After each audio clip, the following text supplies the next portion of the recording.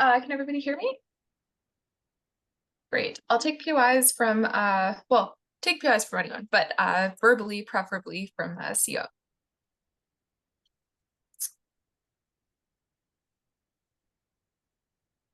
I'm so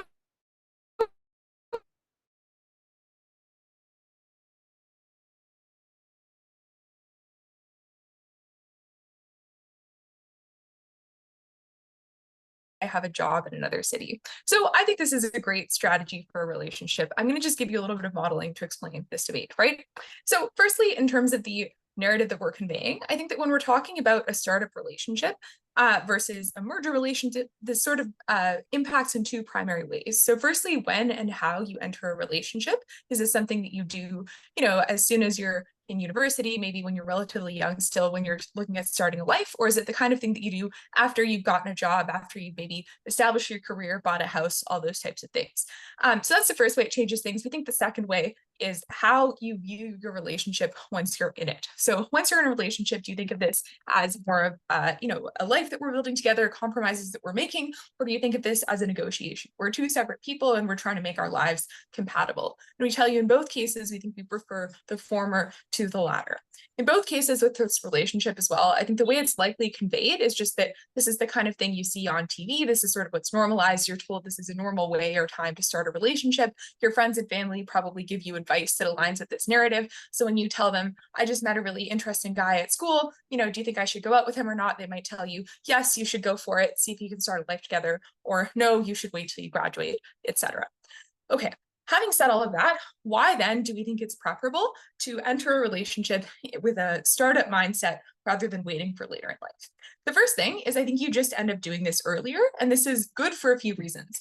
Firstly, I think it means that when you have promising romantic prospects, you don't turn them down because you think of yourself as being too young or because you feel like your career hasn't been established. And this is quite important because a lot of the time you actually meet the most potential romantic partners before you've gotten established in your career, right? Like when you go to university, you're meeting literally hundreds of different people that you could potentially enter a relationship with that are roughly your age, that have similar interests, etc. Whereas when you work in an office building, you probably work with like maybe 40 or 50 other people on a regular basis, most of whom are probably not the right age for you, etc. And so we think your pool of options is just wider when you're younger. And so if you're encouraged to start a relationship a little bit earlier, you're more likely to be able to pick someone out of that pool with whom you're going to be compatible with.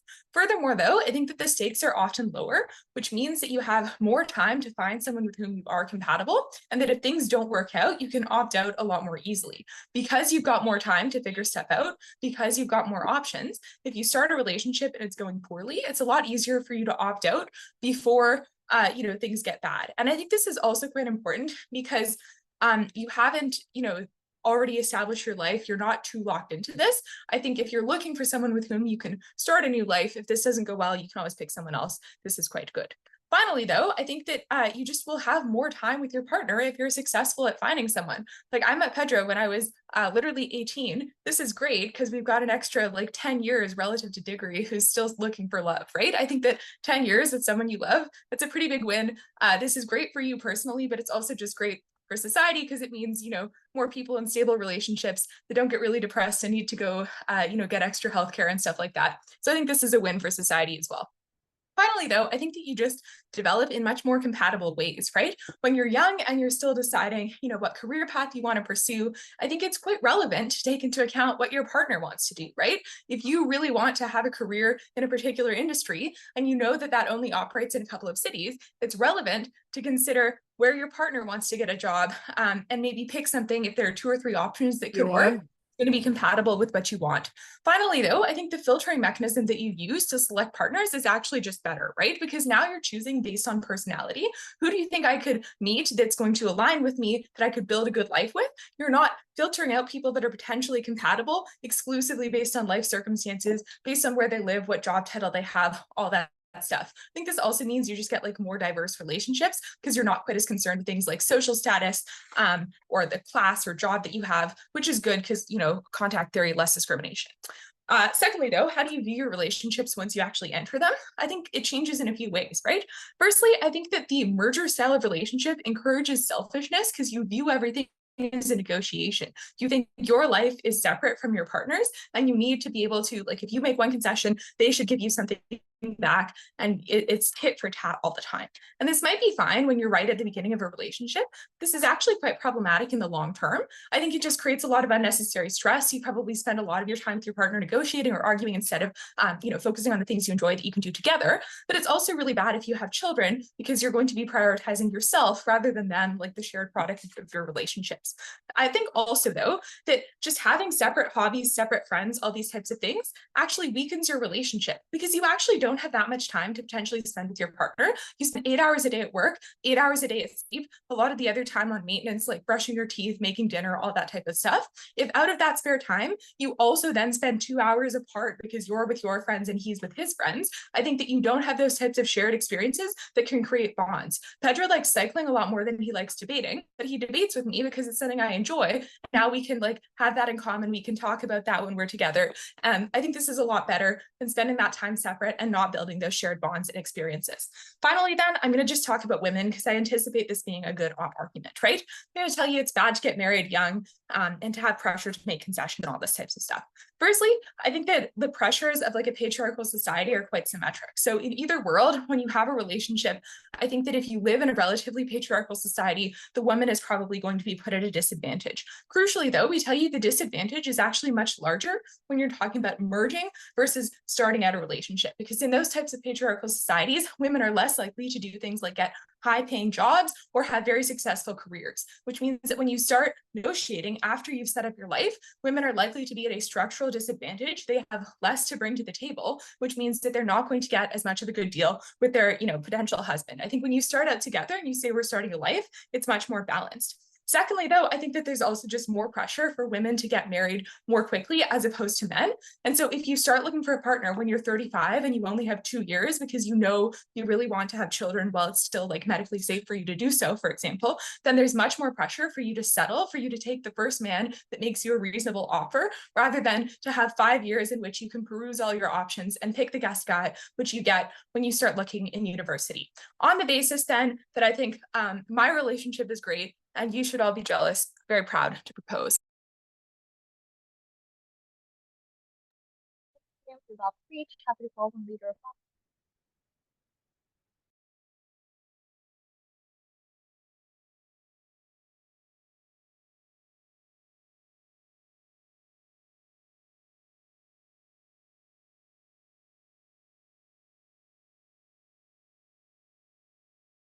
Give me just a second to turn my light on.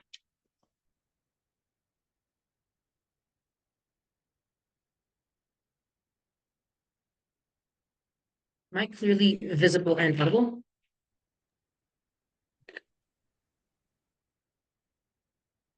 Sorry, was that a yes? I couldn't hear that.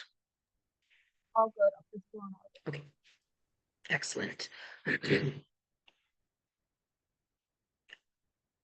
POIs in chat, please. I will begin my speech in 3, 2, 1. I'm going to do 4 things in my speech. First, I'm going to frame the narrative and how it affects you. Second, I'm going to talk about why people are happier in relationships personally. Third, I'm going to talk about people are happier in the relationship. And fourth, I'm going to talk about when people are happier when they break, if and when they break up. Starting with the framing of the narrative, what changes under the motion? The motion determines what you do together, how many things you do together, how much time apart you spend. Do you do activities that you like most, or do you sacrifice your favorite hobbies in order to find the compromise activities that you both kind of enjoy? I'm genuinely sorry, Pedro, that you have to be here debating. You have to integrate your friend groups, or you have to befriend other couples, which means that you spend most of your time with people who aren't your favorite people, or maybe you even actively dislike them, but you have to spend a lot of time with them because they're close to your partner. Finally, you have to be very close with your family. You have to get along very closely with your mother-in-law, even if she's mean to you, with your annoying nieces and nephews. You have to always tag along to every family meeting or distant cousin's wedding instead of having to spend that time having a one-on-one with your own brother or your own mother. It makes you feel inadequate if you don't follow this narrative. Why? You get vilified for having an independent life. Friends and family of your partners who believe in this narrative will tell you that will tell your partner that it's not all right, it's not toxic to have so much space, to prioritize your career like that, or to send them to socialize alone. You feel like you're treating relationships wrong because we have fairly little experience in relationships and we very much rely on others and on their social perceptions in order to determine how we should approach our own relationships. We don't think on our side, people who follow this narrative avoid relationships until they earn 200,000 K. They do wait until they know what career they want and they have their education. They don't do it at 18. They do it when they have some friend groups. They have some roots they've set into the ground.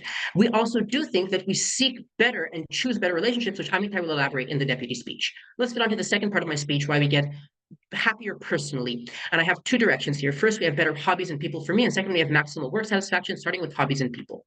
I love strategy board games, maybe paintball, and maybe my partner loves book clubs, diving into novels, or having cheese and wine parties. But I find those boring, and she finds mine boring. We may hate each other's favorite activities and have to either do an activity we hate or sacrifice our favorite activities in order to find some medium middle ground, like we go to the beach together and neither of us have as much fun as we want. So even if Pedro is okay with debate, he'd enjoy much more spending time on Warhammer. Now, I love but beyond what games, what hobbies we love, I love a certain group of friends, even if they're a little abrasive. And maybe I find my partner's friends group boring. Maybe my friend group only meet to watch football, or my girls from high school and I fly once a year on a trip abroad without partners, and I can't really bring my girlfriend there, so I have to detach from those social groups. On our side, we got to maintain those friends and friend groups that I like most, even if they irk my partner. Instead of having to spend half of my time on people I don't like and sacrifice those I love most if they're not good enough for my partner. On their side, you specifically make new friends together. You seek people who get along with you as a unit instead of with you as an individual. On our side, we get to specifically maintain people who are loyal only to me, who I can consult with regarding my relationship in a private and truthful manner because they have my own interests at heart. The last thing within people is I invest in my family. If I spend 90% less time with my partner's family than I would on their side, because I don't need to be close with them, I can spend double as much time with my own family and maintain close, decades-long relationships of love that are just as meaningful and significant as romantic partnerships.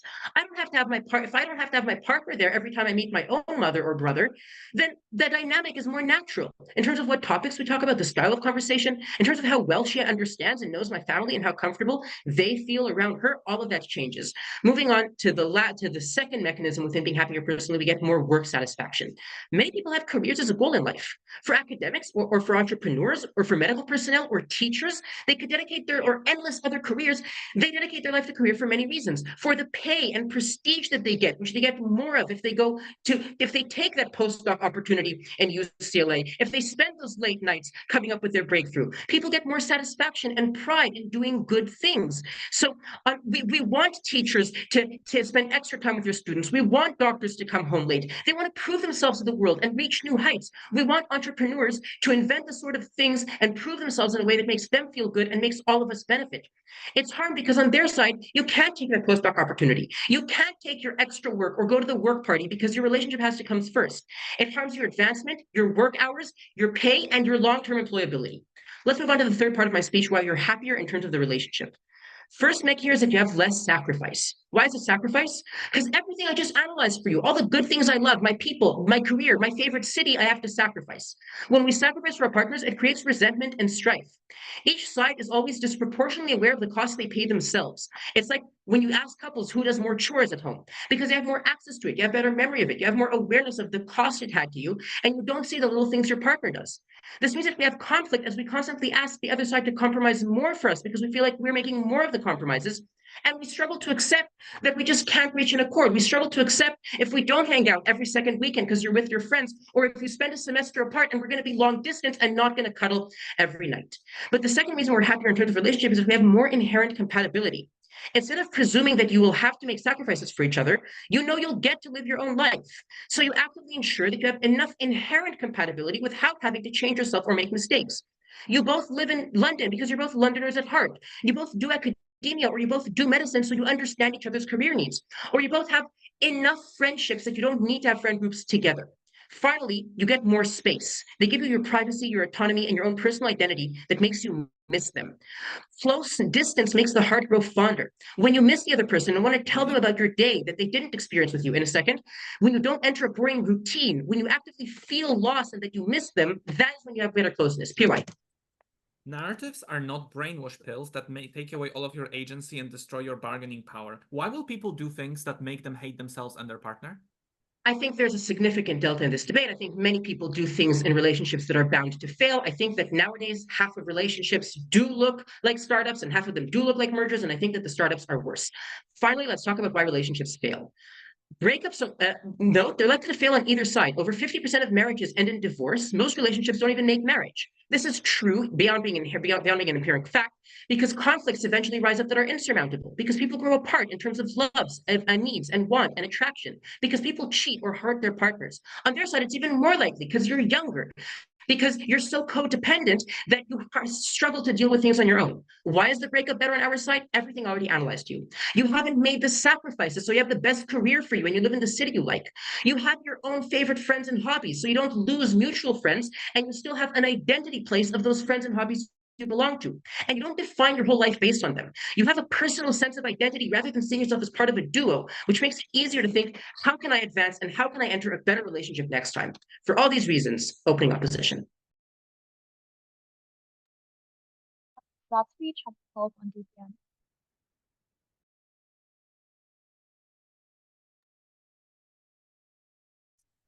Okay, I'll try to take a POI around my 5th minute, so have something ready, hopefully on closing.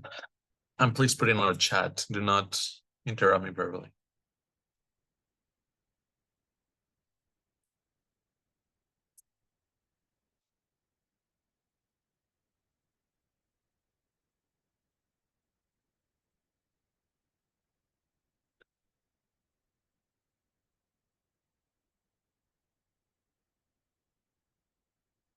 Oh, doesn't get to fiat that you just do this when you're not super young, but also not super old, right? Like they say, oh, you just know which career you want to study. That's when you're ready to go in a relationship on their side of the house.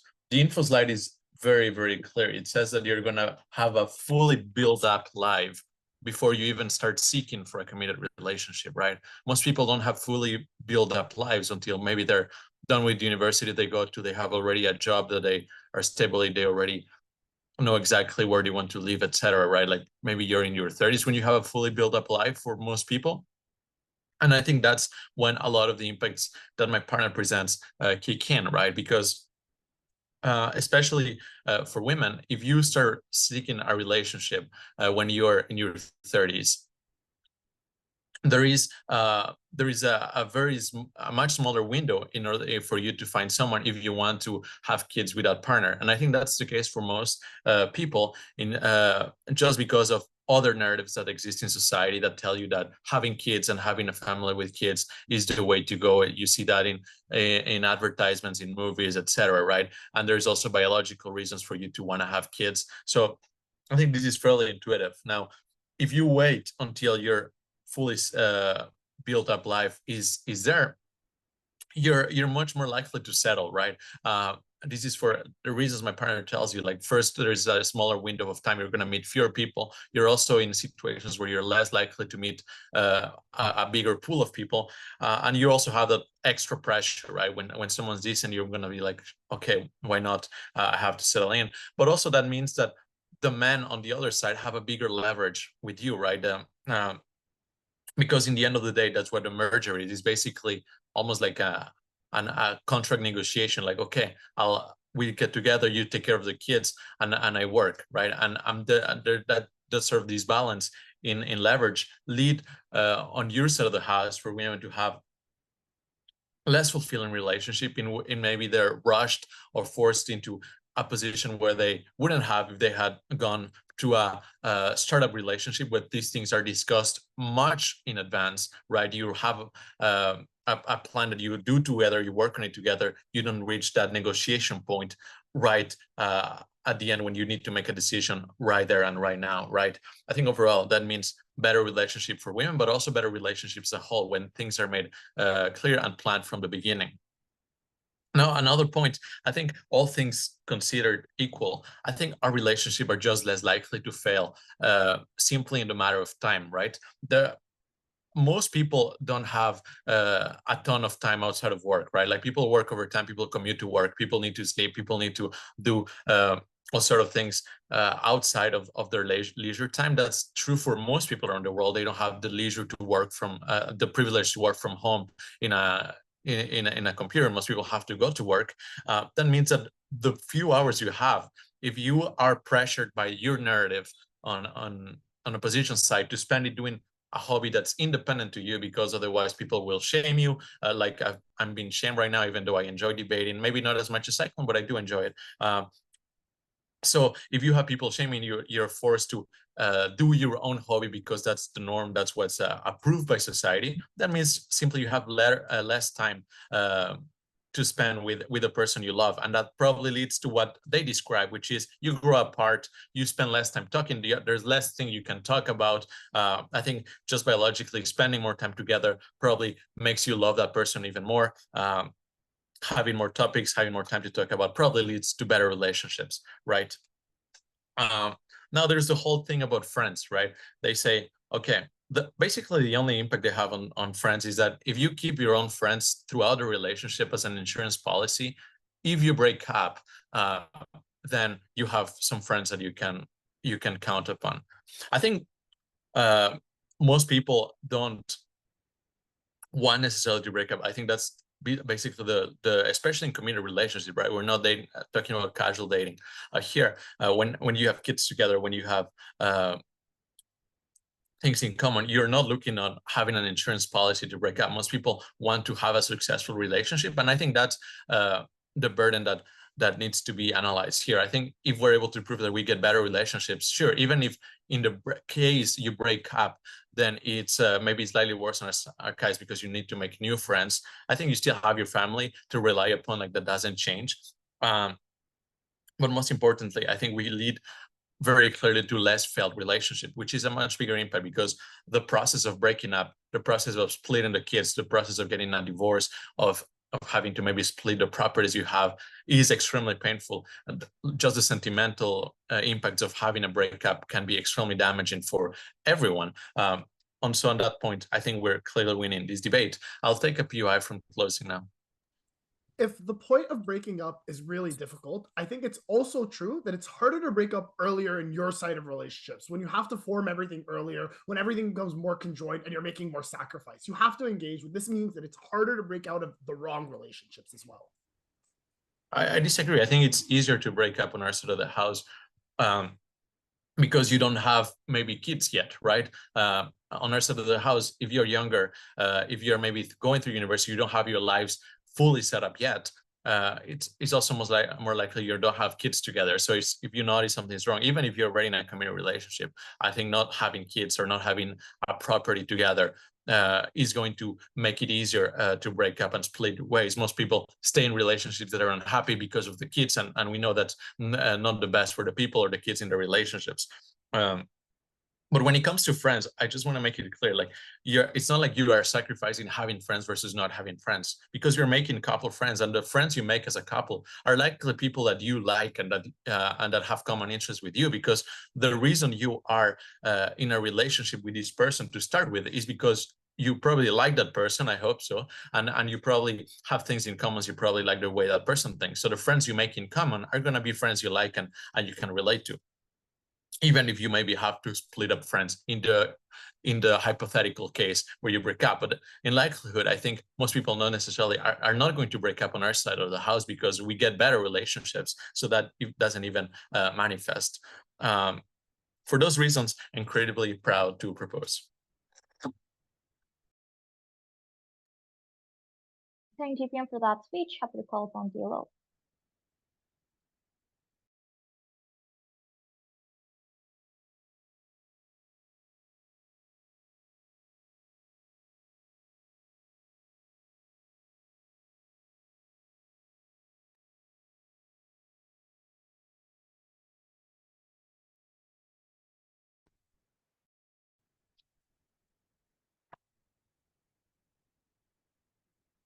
Can you hear me well?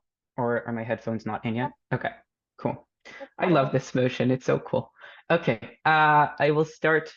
Sorry, 1 second. It's not just because it's fluff. It is cool.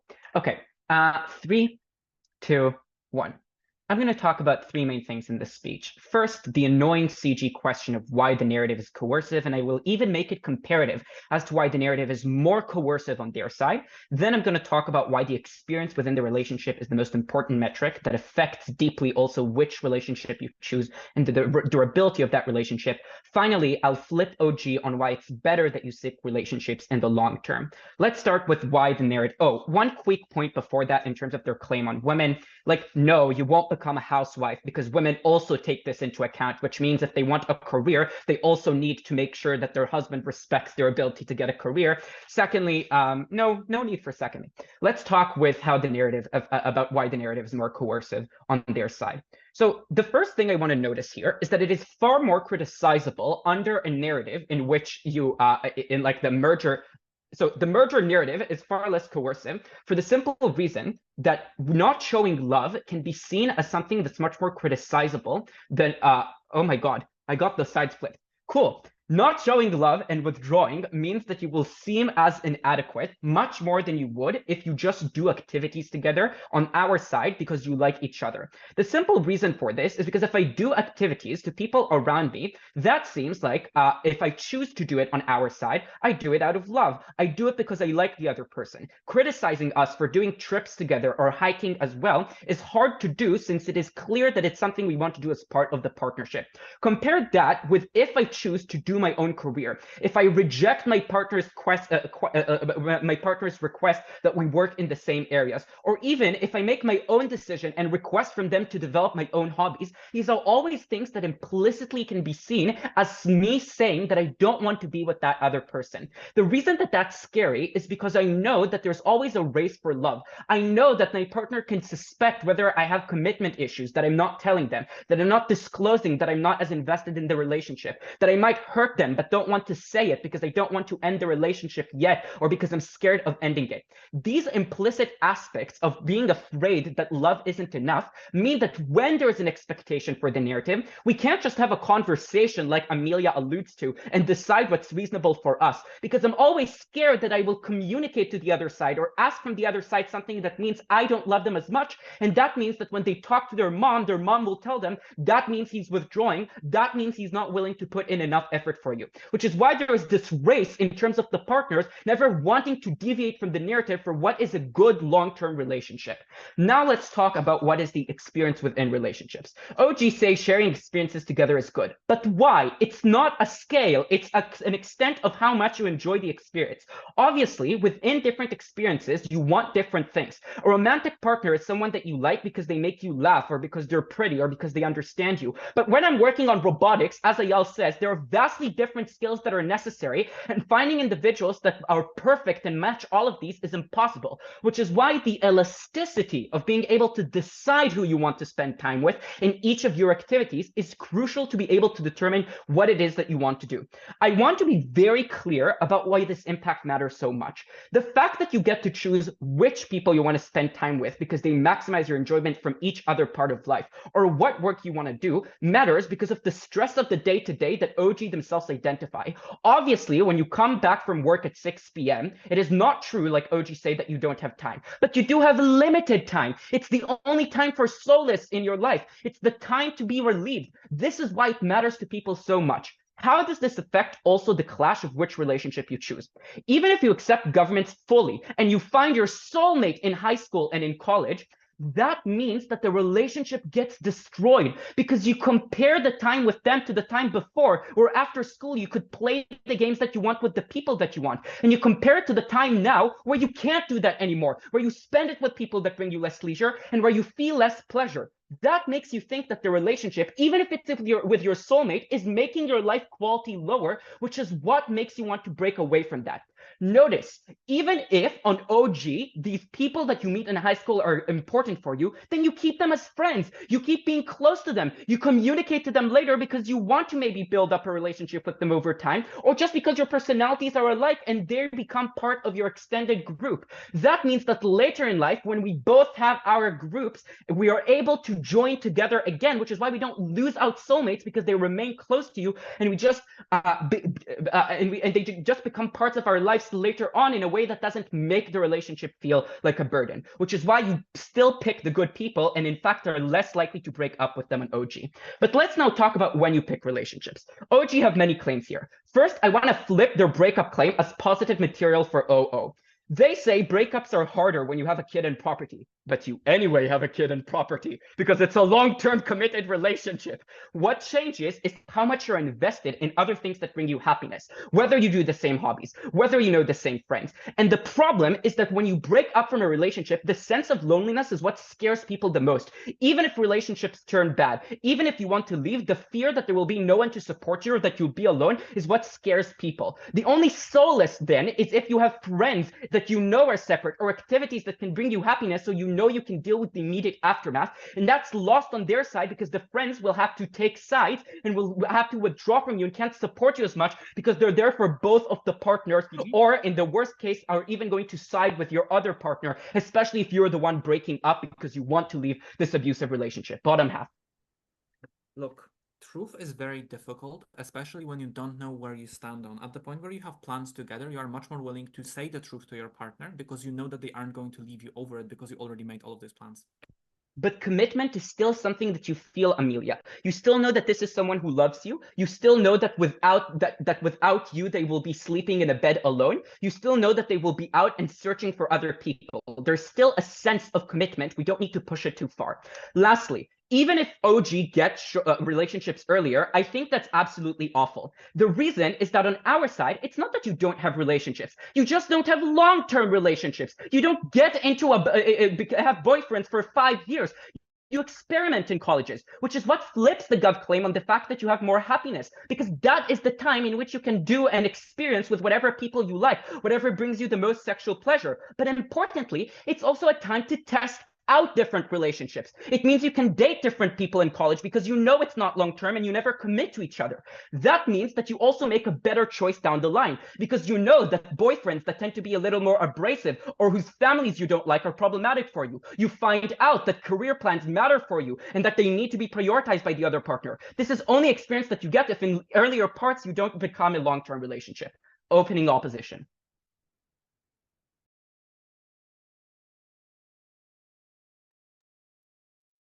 Thank you for that speech. Happy to call from member of government.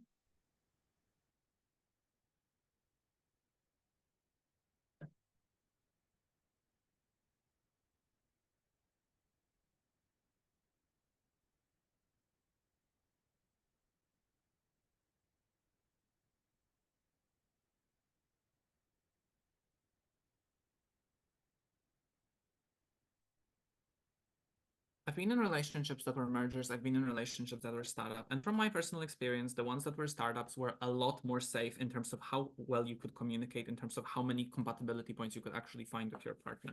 Two simple extensions coming in from our side. Number one, having a relationship that is actually committed, where both people are willing to sacrifice for each other, leads to better development, therefore preempting all of top half by showing you that it's easier to become a developed person with someone on your side. But two, that you have a significantly better process of finding whether or not you are compatible with the other person. This is both in terms of the soft case, e.g. that the relationship that is good is getting better, but there's also a hard case that is very significant, that the bad relationships become significantly mitigated. And I think that this is a very significant case because bad relationships are very common for two framing reasons. Number one, because people are frequently very different to each other. They are attracted to very different kind of personality that they are with, which is sometimes difficult to get, which is why bad relationships are quite frequent between people who are quite different. But two, because people aren't taught how to be emotionally sensitive and how to tell the truth, how to communicate efficiently, which is why they ignore their own red flags and, for example, allow their girlfriends to cheat on them twice while they're on holiday in China because they don't understand themselves well enough yet, because they haven't been in enough relationships to understand themselves well enough yet. Let's go into why this development is much better through a relationship rather than through not having a relationship. Because opening opposition have to concede, and they do indeed concede, that you are going to get into less relationships and you are only going to get into the kind of relationships where you're willing to sacrifice for each other when you are feeling like you're a fully developed person. This is something that Ayal already admitted. I mean, I don't do the stupid thing because Ayal already said that this is something that they take as framing. Don't try to knife your own partner. Let's go into how this changes, on our side for the better. Number one, at the point where you're invested in each other, you are significantly much more willing to actually be truthful with each other, because one, for the POI reason that I have given to you already, but two, and this is more important, because you spend a lot of time with each other, and you are spending a lot of time with both your friends and with each other in that kind of regard, which means that you are feeling a lot safer in terms of whether or not that person is likely to leave you. You're feeling a lot safer to express yourself because you know that you can rely on your friends who you have in common, who you can say, hey, look, you know both of us. Do you think that this is good? Do you think that this is bad? But second, which means that that other person is significantly less likely to be unfair to you and kind of in discussions with you, that they are significantly less likely to be uncharitable to the things that you bring to them, which means that you also feel more comfortable bringing the thing forward that you feel is important, which means that number one, you are much more likely to actually get an accurate picture of yourself. This is crucial because a lot of people, especially young people, really struggle with identity issues and really struggle with understanding who they are inherently. Friends aren't that helpful here because one, they have competing interests oftentimes, e.g. your interest as a person who is as a friend, you have still your own interests first and foremost, and the friend is kind of helping you achieve those interests, and you're also trying to achieve the interests of your friend too, but you are going to choose yourself when there is a choice between you and a friend. In a relationship, especially a committed one, this changes because now you view your own interests as the interest of the other person and vice versa, especially in the startup model, because you already conceive of yourself and the other person as people who are together, who are sharing those interests, which means two things. Number one, you are significantly less selfish in terms of how you help the other person develop. You spend more time trying to help them with their problems, trying to make sure that the other person is safe, trying to make sure that the other person is secure. Back in the day when I was at school dating a girl who had really big problems with schizophrenia, I would spend a lot of time like helping her get over her problems, and she would do the same for me because we knew that we are in there for each other, that we are genuinely committed to each other. It didn't work out because we moved places, like we moved cities. But the problem is that we had those beautiful experiences that helped us understand who we are. Because at the point where she had someone who she could actually talk genuinely about her problems, and I have someone who I could talk about genuinely about my problems, and we knew that we are in there committed to each other, that we are actually having those plans, that we are discussing those things, we knew that we can trust in each other to a significantly greater extent. It helped, like discussing with each other helped us, for example, reach out to people who could actually help us in terms of the professional kind of side of things, which was a big help for us and wouldn't have happened if we didn't have that kind of person, that kind of connection that is only created when we believed in each other. We believed that we are the people who are, looking out for each other, who are willing to sacrifice for each other.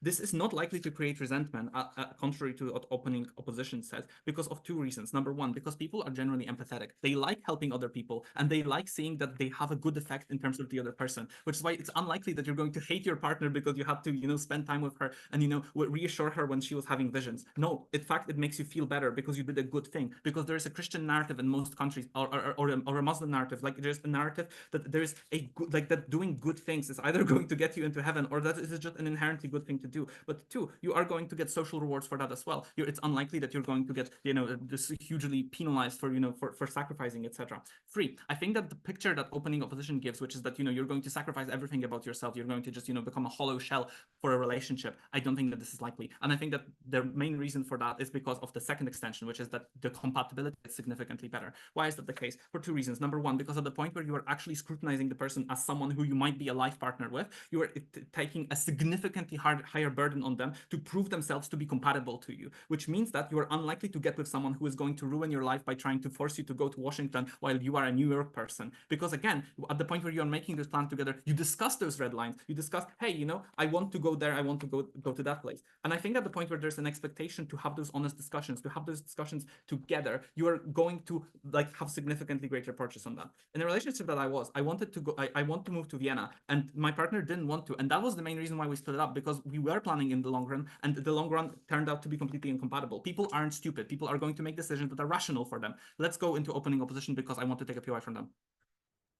We said you pursue long-term relationships somewhat later. We said that you pursue short-term relationships more because there are more of them that you can do when you are younger. You literally get more experience like that on our side of the house. Sure. You get short-term relationships. You get the kind of relationships in which your girlfriend goes to China and cheats on you twice because you don't feel confident enough in your commitment, or you don't feel confident enough in yourself to actually point it out. I think that you have to prove that those short-term relationships give you the same amount of development that the long-term relationships one, where you are willing to sacrifice for each other. We are are uniquely doing this. You are not beating this with a POI because you have no preemptions to that case. Let's go into continuing with the card case. Why is this going to make you much more willing to dump bad relationships? One, because you already understand what sacrifice and commitment really is. It helps you to then differentiate between the experiences that you already have with person actually sacrificing for you with the experiences that you have right now. At the point where you don't feel that someone is actually devoted to you and committed to you, and at the point where you can see the hurtful power dynamic of seeing that someone is exploiting you, you understand the comparative because you've seen how it looks like to have a healthy long-term relationship that is committed. Why is that the case? Because most of the time, people are going to get some bad relationships, some good relationships. It's unlikely that someone is going to be like such an abuse magnet that they're just going to get only abusers, which means that at the point where they have more of those committed relationships, they understand how a committed relationship should look, should feel, and they are able to scrutinize the bad relationships that they get into that are quite likely on their side of the house.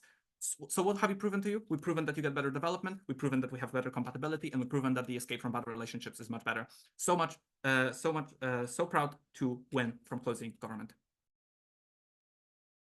I thank MG for that speech. I will call upon member of opposition.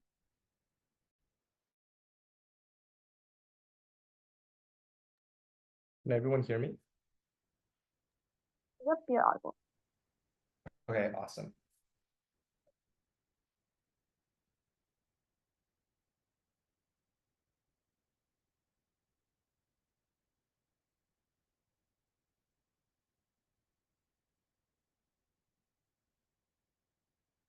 I want to take a POI from opening government around like 5 minutes. That would be ideal. So yeah, please have one ready.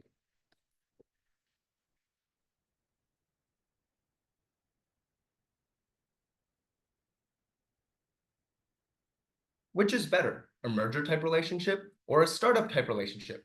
I think we all know the actual answer to this, which is it depends. It depends on the type of people in the relationship, what they like, their lifestyles, their beliefs, their values. And those aren't necessarily things that are so flimsy that can be changed by narratives that they hear on social media.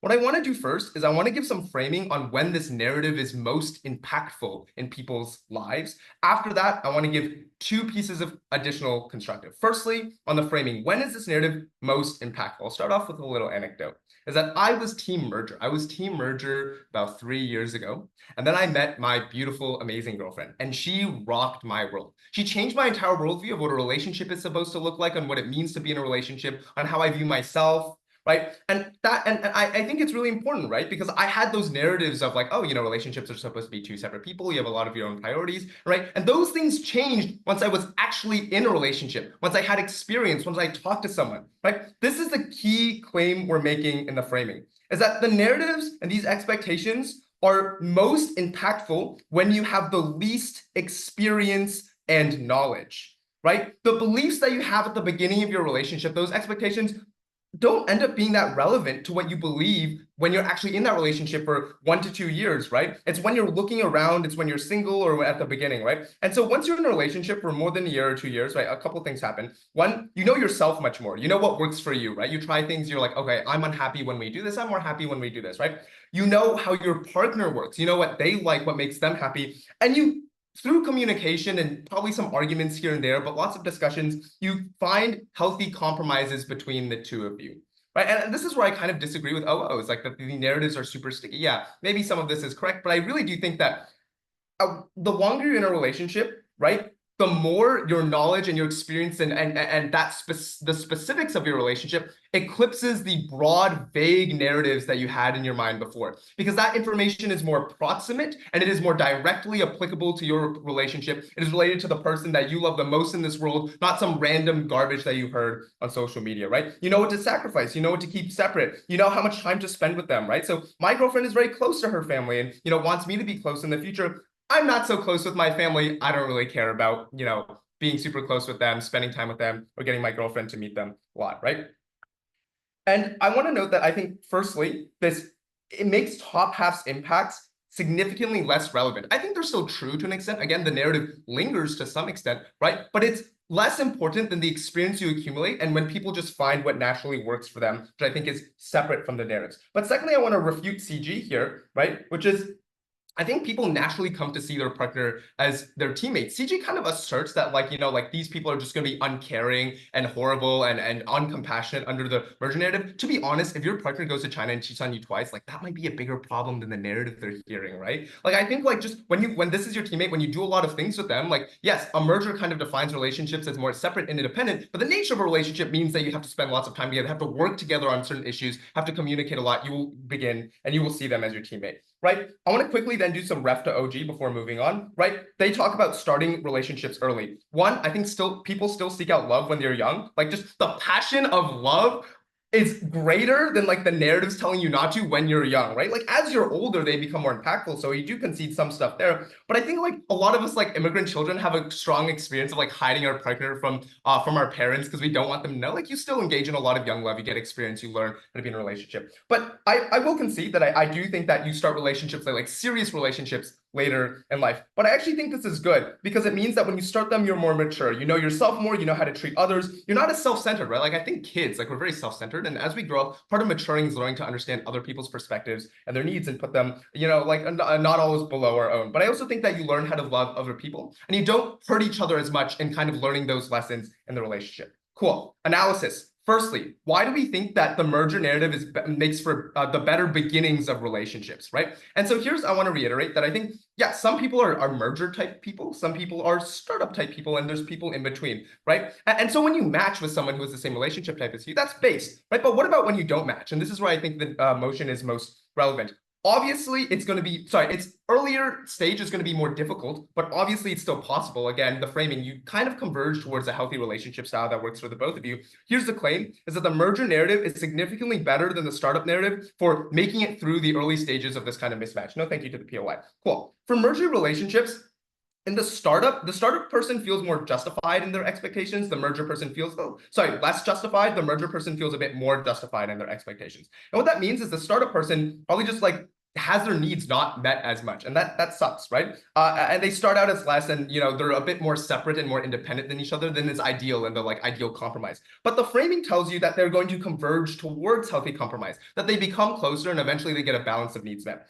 On the other side, for the startup narrative, right, the reverse is true. You have the startup person feeling more justified in their expectations, the merger person feeling less justified. And what that means is the merger person feels the need to commit faster, right? That they need to get closer before they're fully comfortable or whether they think that's right for them. And this is harder to converge because it's harder to go from close and then become more independent than it is to go from more independent and become closer. It's more difficult to back out than it is to step in. But also, I think it's worse to be incredibly uncomfortable and unsure and unhappy because you're way too close because you're sacrificing things you don't want than it is to want more, right? Assuming that these both converge at some point, right? And it becomes, and what that means is that pain is often so hard that it becomes just a very difficult, or you want to leave, right? Like you feel so uncomfortable that you feel like you have to leave that relationship. Cool. Second piece of analysis, second argument on why the merger narrative is better while you're single, right?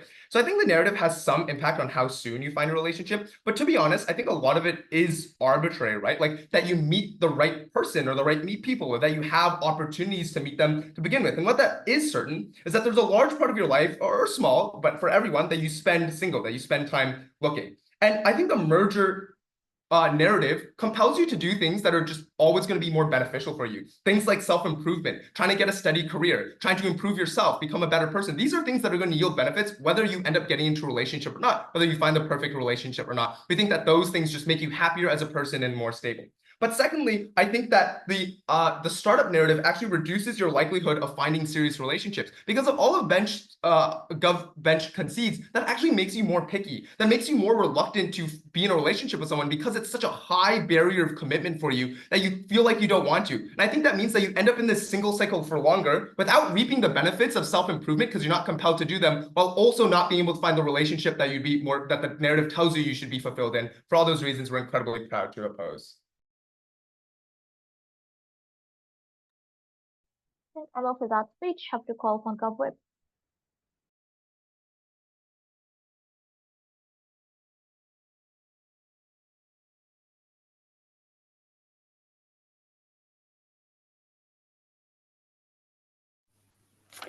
I'll take POIs verbally, please.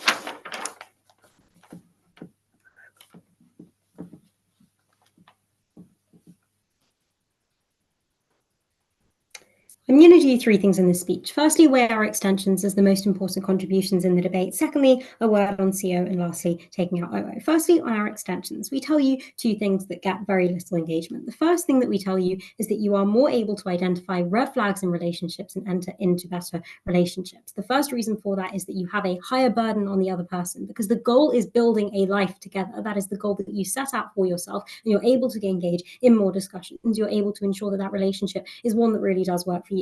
And the second is that you are able to call out red flags when you see them. And note the importance of this, because we think this applies to the vast majority of cases of relationships. Because in the beginning of a relationship, this is often the honeymoon phase. And most people would have a prima facie inclination to want to love their partner and to reach for excuses when their partner is doing something that perhaps signals that they're going to have less commitment down the line. So when, for example, a man says that he's with his friends when he's out every single night, in a merger relationship, the woman will justify it to herself and she'll say, yeah, I guess that's okay. He can have his own friends. That's all right. On our side, however, the beauty of the startup model is without saying be skeptical of that man, which is something that isn't going to work insofar as these people are very much in love. This is the honeymoon phase of the relationship. We build in mechanisms to ensure that people really are compatible. And that's because you apply more scrutiny as to the levels of commitment that your partner is willing to give you. You have to spend more time with them, and you're thus willing to assure whether or not they really are the right one for you and whether they are dedicating all of their time to you. The way in which you weigh this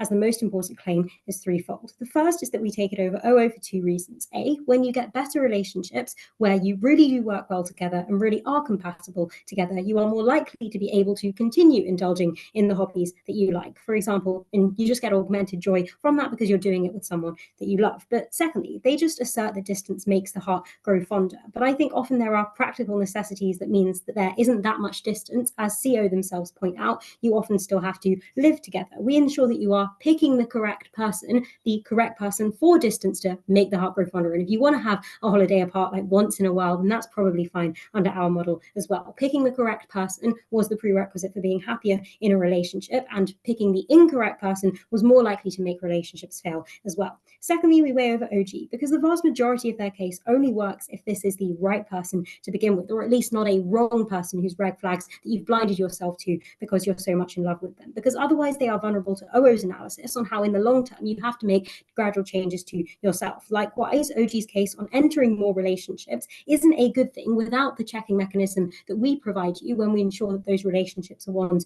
that are going to be beneficial for you in the long term. And we take it over CO because it undermines their case on how you're going to have healthy compromises on their side and proves why actually you harden power asymmetries. And that's because if you are the more desperate one in a relationship, then you are more and more willing to forgive another person for spending time away from you, for example. And that means that as you do that over time and over a long period of time, you are more likely to get into these very solidified relationships that it's very difficult to get out of. The second thing we tell you, though, that also gets no response is that how you're better to get far better personal development. Firstly, because you are more willing to have other people that you can talk to about your relationship. I think it's incredibly harmful when you separate your life from your relationship, as also CO want to claim. And that's true for a couple of reasons. The first is that often just makes you sad to have this binary distinction between your parents and your relationship, for example. But secondly, often it gets to the point where separation is infeasible. If you want to, for example, have children together, if you got into the wrong relationship, it's very harmful to have to go through this process. On our side, you're able to ask somebody, what does our relationship look like objectively, rather than hiding it away from them. But secondly, you're able to help them far more. You're able to engage in that loving relationship with them far more. Let's then take out what's remaining of CO. I think they largely just repeat what OO say, but they have a couple of claims. The first is that the merger narrative means that you are able to engage in a process of self-improvement, which always yields benefits for you, irrespective of your relationship. I think, firstly, people have an incentive to build up their life and their career anyway, because of the fact that often they don't get into relationships until they are, for example, post-university stage, and they've done a lot of career stuff before that. But secondly, I think when there is somebody by your side to help you, you are more able to gain beneficial outcomes. And the reason for that is because relationships help you find out who you are. And that's because otherwise, in the process of self-discovery, and note this is a comparative that OG never give, even though they say something about how you're more likely to be able to find a future together, you are subject to the pressure of external individuals who don't have the same amount of investment and commitment to you as a partner did. For example, the pressures of friends who probably care about you, sure, but without the level of a commitment as a partner who knows that they are sharing a future with you. And so you're likely to be more fulfilled as an individual. In terms of personal happiness,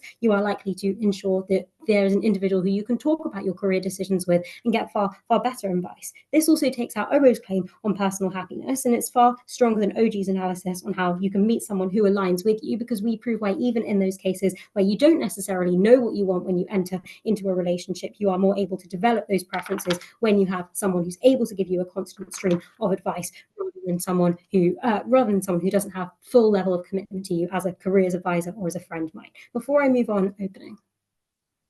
Both bottom half teams ignore our analysis for why the narrative seeps into relationship and continues entrenching itself in the form of an asymmetry of love, and why that means that even if it's a good relationship and you chose the ideal relationship as you say, they're still broken apart because of your own individual difficulties. I think those relationships are unlikely to be broken apart for a couple of reasons. And this does deal with what I was going on to, which was dealing with OO's case. So I'll start with that. I think the first thing to note is that this narrative is likely to create far more infrastructure for things like joint bank accounts, because this fits with the model of being able to build up a life together from scratch. And I think this is quite important because it means that there's likely to be things like less divisions over money. You're less likely to get into arguments when you find that somebody else has been, for example, taking all the money or spending more of their own money. And this leads to far more relationships failing. This is bad on either side, and it's only at best mitigated by any analysis that you hear from opening half about how you have friends to fall back on, which is symmetricide anyway in opening half. Second thing to note is that I think, as per the info slide, you consider the effect that your decisions might have on your relationship. So you're prompted to have a discussion, whether that's preemptively or whether that is like as you are in the process of making a decision of moving, for example, rather than just taking unilaterally and just expecting that the other partner will be fine. On our side, you're prompted to ask how this relationship will make others feel. And in that way, just that process of saying, how will this make my partner feel? You're able to get to know them far better, and you're able to develop a far stronger emotional connection with them far better. And last thing I want to note is that logically, prior to all of OO is just having a relationship in the first place. And I think a lot of people often just don't feel like they have reached the point where they have a fully formed identity, and they are very reticent to enter into a relationship until then. On our side, when you can enter into more, you're more able to approximate your own romantic preferences, which is likely to enable you to optimize your romantic preferences in the future. For all these reasons, closing government. Government for that speech. Happy to call upon opposition to conclude this debate.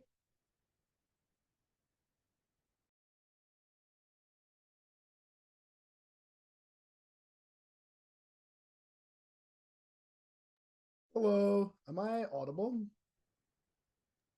Yep, audible and visible. Awesome sauce. POIs ideally by turning on your camera and just like look at me.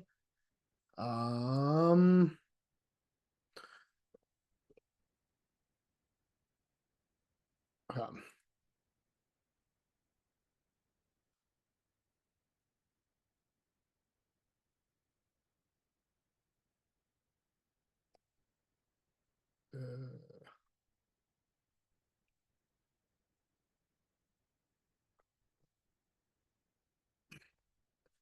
Three, two, one.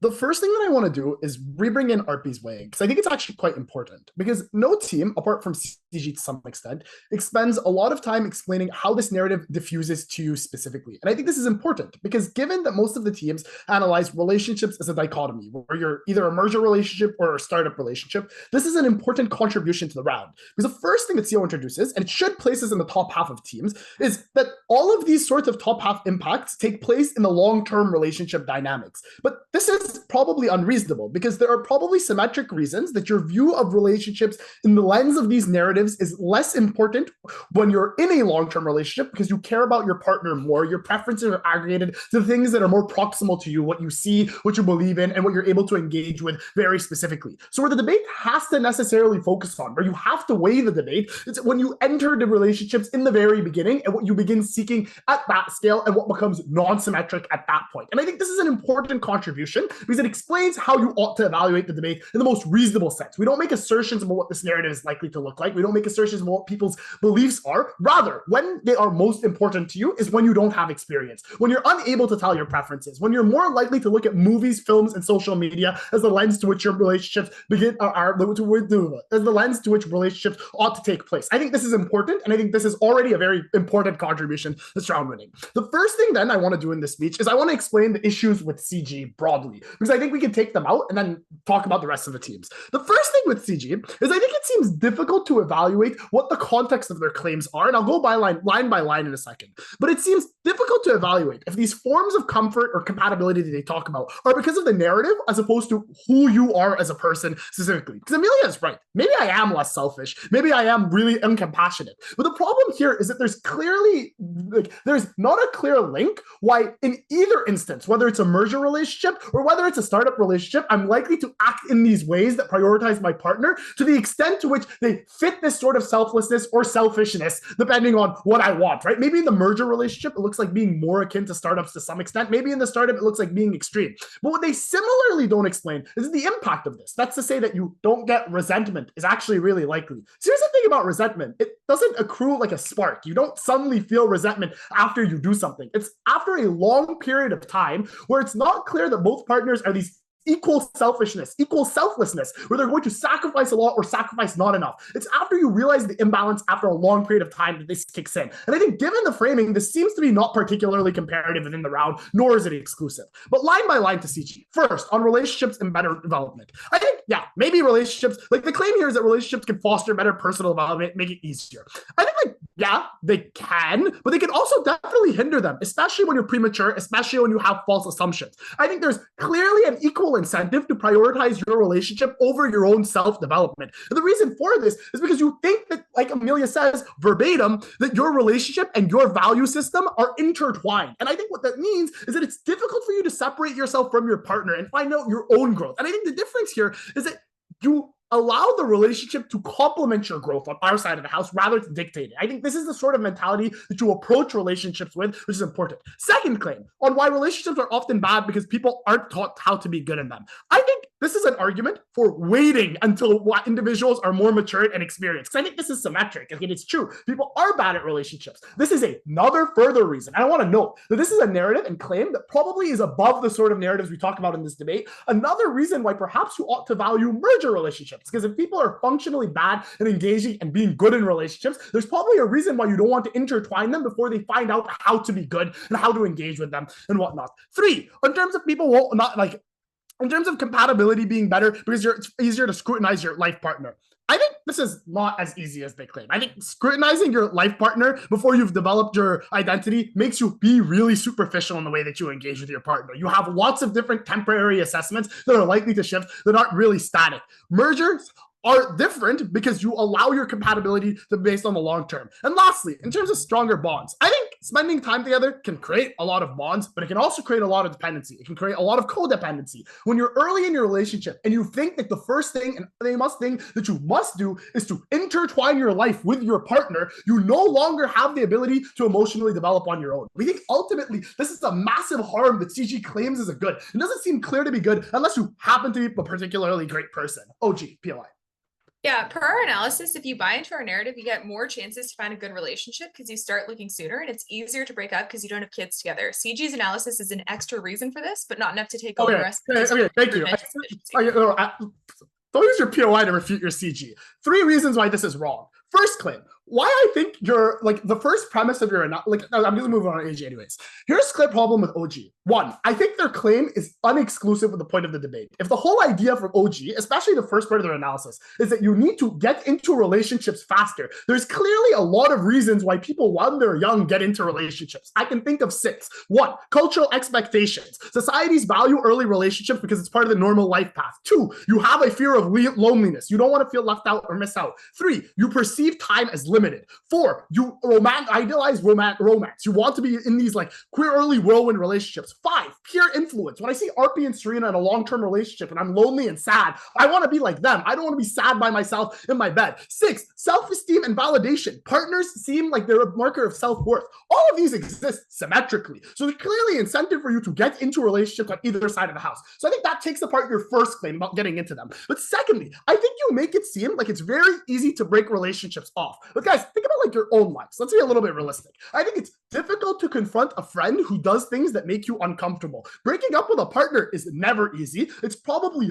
harder when you intertwine your lives together. You have more things that are built onto them, and it's scary to make this jump. I think it's ludicrous to imagine that just because we have startups, we can push out further. I think it's more likely that you separate better on our side of the house.